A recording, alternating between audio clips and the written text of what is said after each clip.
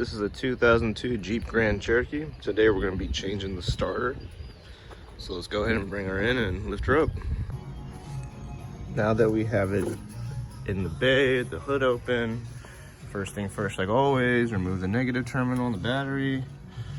And the starter is located right there under the oil filter where that green and red wire are.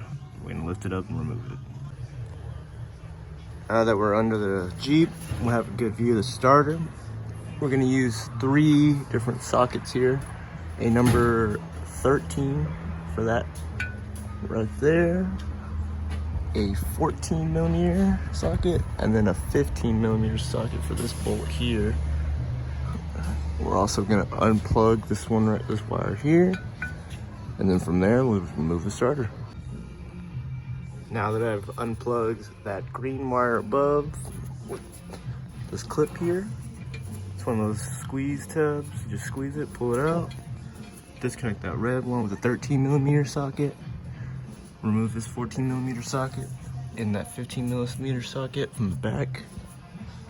Go ahead and just pull it right out. And there you go. We'll go ahead and replace it.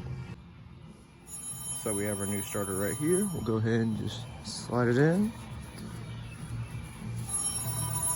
And then place the 2 bolts to bolt it down.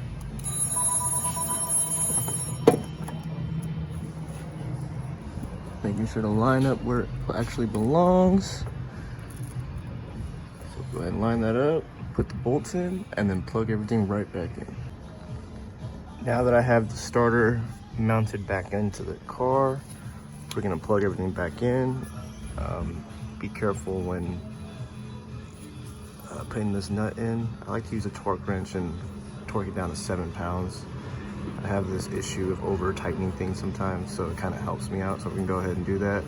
Bring her down, reconnect the battery with a 12 millimeter wrench to tighten it back up, and then start her up. Now that everything is reconnected, we're gonna give it a try.